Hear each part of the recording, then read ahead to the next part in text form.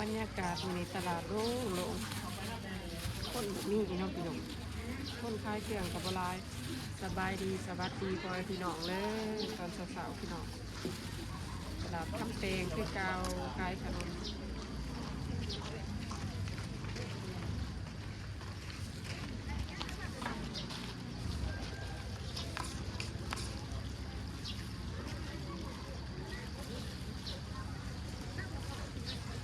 คนขายของโล่งพี่น้องมึง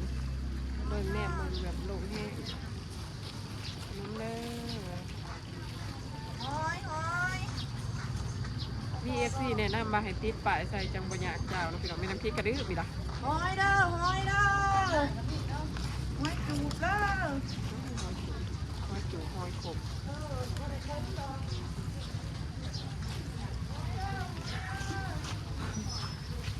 หอยจูบหอยขมบ่ได้ขมหรอกเราน้ำพริกดื้อพี่น้องกำ TFC แนะนำมาเป็นพริกกระอ่านเนื้อแต่ว่ากระดื้อหดมือนะกระดื้อ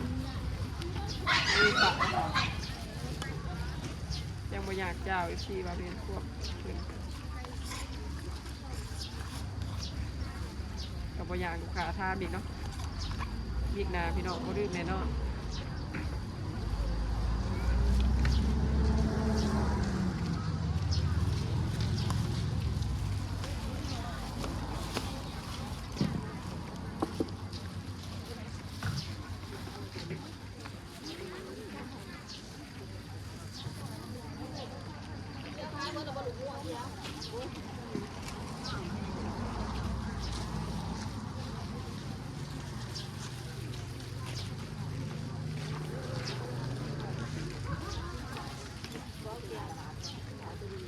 น้องอดขม่าให้หมดเลยสิไปซื้อยังยาขนมบ่เอาบ่กระบาลคนนี้เลยว่าชาหมูลูกนะเอาใจตัวใด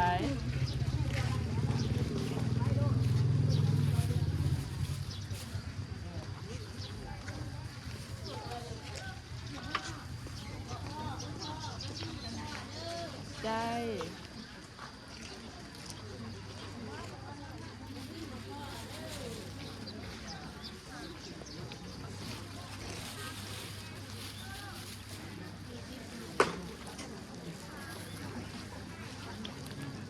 โดดเดียวนะเลยจะวางให้เอา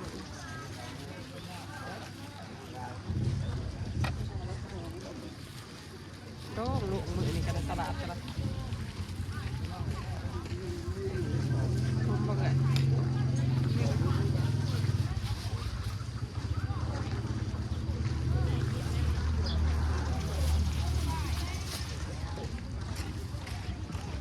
มากเป็นแฟนดี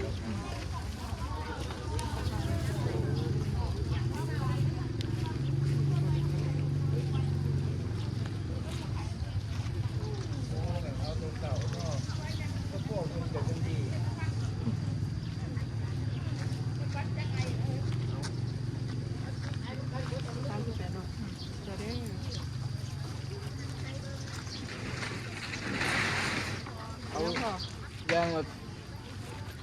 สองจะอยู่บ้านไหนพ่อฮะจะอยู่บ้านบ้านขุกกองมันโคกบ้านน้องไปโอ้เอาย่างละสอง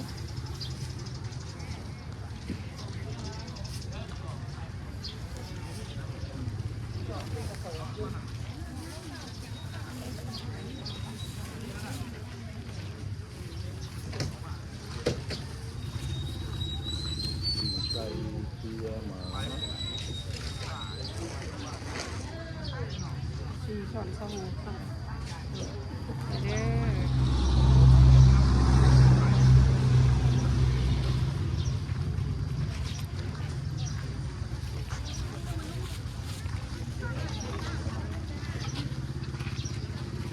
ขนมเด้อ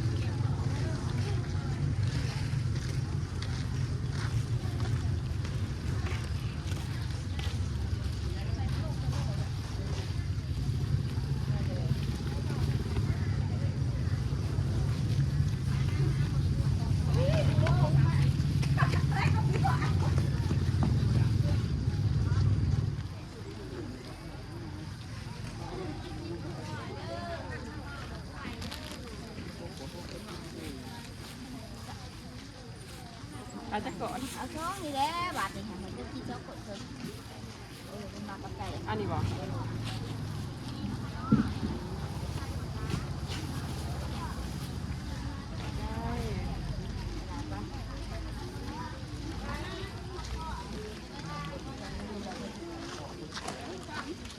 ขนมเด้อ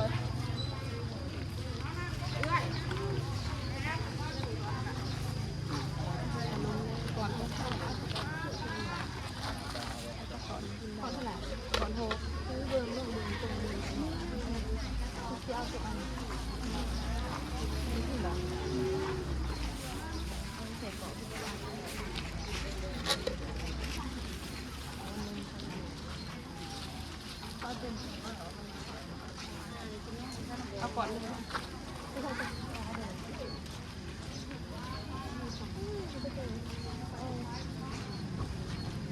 เอาใจก่อนเลยก็ได้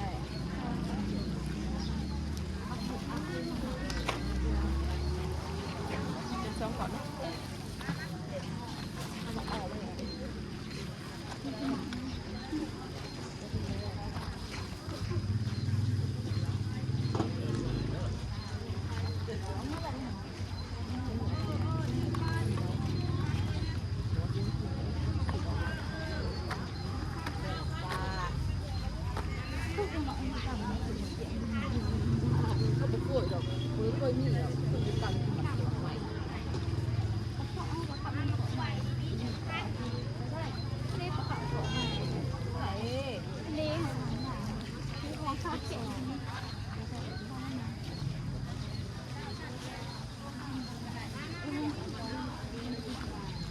ทานยาขับมาทานยาขับแล้วก็อีกแล้วสิไปน้องแม่น้ำกิงย่าง3ก่อนตูดปูดพี่น้องย่าง3ก่อนพอดอคนบางแล้วป่ายังไรอีดีเนาะปลาพี่น้องคนมาคอยกินเป็นปลาน้ำเสะเนาะขายดีที่สุดลูกศิษย์ไปหาดอกสื่อพักอีขู่มาตำแจวก่อนพี่น้องตำแจวใส่ปลาแดก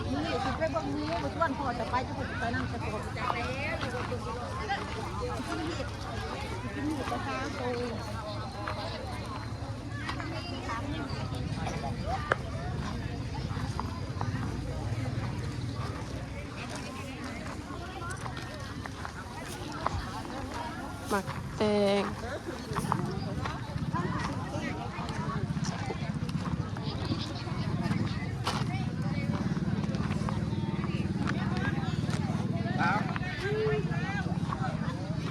เมื่อวานยายจะไปเอาบอกไอ้2 หมื่นติดต่อ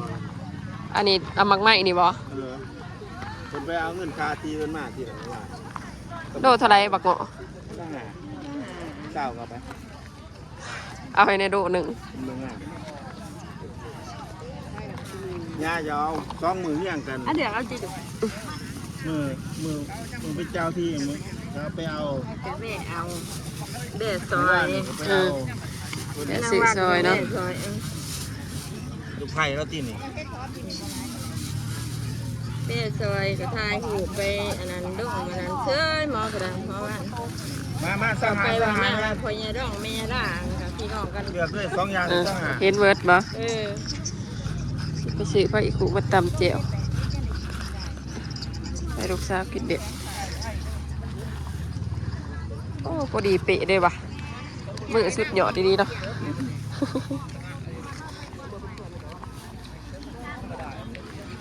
มาหาหน้าจังหวะมันสั่งไม่ โอ้ยขอบใจโดยจะไปซื้อพระอีขู่พระอีขู่มาตำแจวอู้พระอีขู่มัดเท่าไรนี่แม่ อาจีกูมันตำแก้ว ส ซื้อบ ายได้หลายคนมาได้ตำ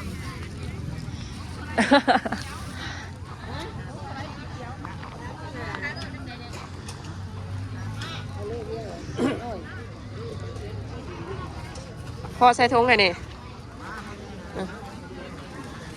พัดเอาแต่พระอีขู่เลย อีปีแล้วนะด้วย มีประเด็กตอนก็ว่าพี่น้องก็ได้คิดอยากตำแจวข้าวมาขายมากระโดดตอนเจ้าเจ้าจะดีอะไรปนกันอะไรต้องเจ้ากันเลยเจ้าเนี่ย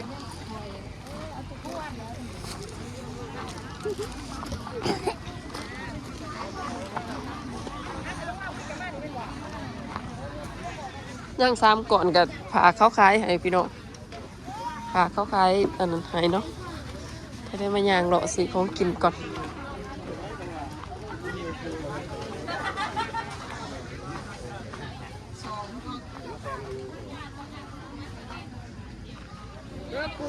วกเด้อ หวกก็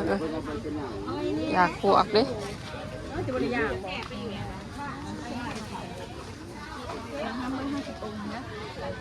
ได้น้อยนึงจะกินเบิร์ดเดี๋ยวเอา ครับผม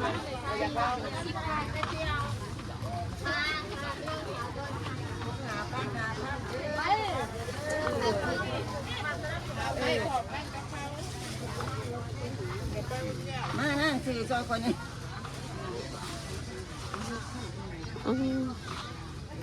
อีหยังนี่ค่ะ นกเป็ดอยู่ นกเป็ดตัวเท่าไหร่ละนกเป็ดซื้ออันนั้นไปมือนั้นมันอยากกุยพี่น้องกินได้บ่พอสี่หาครับ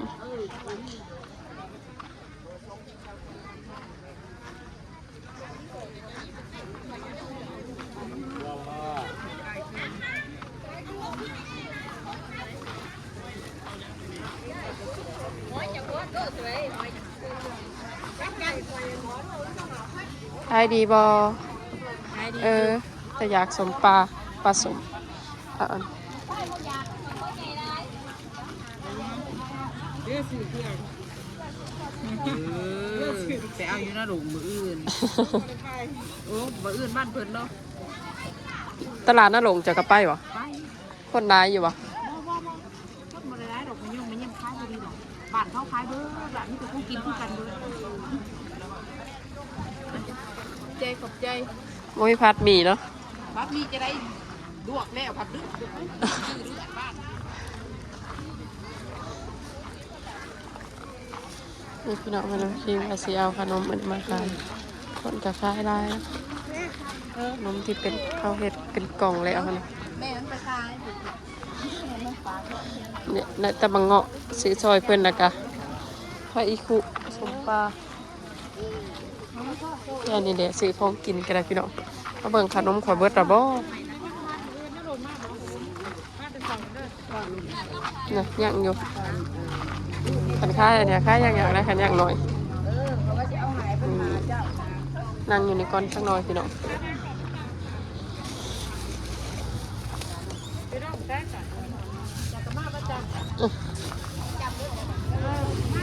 นี่ดิปลาเด็กโตนพี่น้องสิตำจะใส่อีกคุกเอามาเงาะไปนั่งกินเด่นก่อนจะนอนจากสีเมื่อโอ้ขายดีขนาดน้ำเพื่อนอยากตำหมูตำหมูกินปะก็ยุ่งกันอยู่ปะเป็นยังขายขนมเบิร์ดเดย์พี่น้องกินสีแดงนี่อะไรเนาะโลนึงกับกระดูกชิ้นแค่นี้แหละไปพาลูกค้าว่าน้องน้ำพิงกับอยู่บ้านย่าพุ่น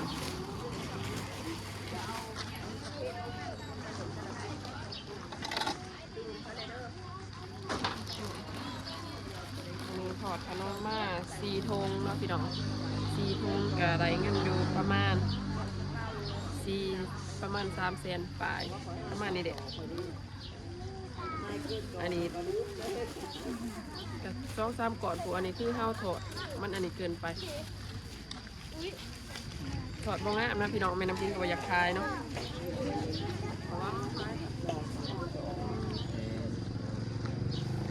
300,000 ปลายพี่น้องอันนี้เงินซื้อมาแต่แค่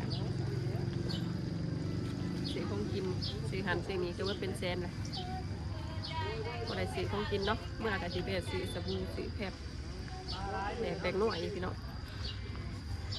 ขายของกับพอได้ของกินเมื่อใช่เราจะเก็บร้านก่อน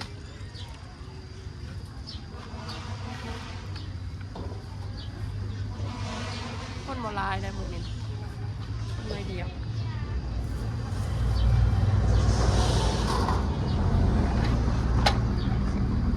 พี่น้องแม่น้ำพิงกันจะได้โพสต์ดูแล FC ไว้เพียงแค่นี้ได้เนาะเย็บนี้พี่น้องอะไรกับพอกัน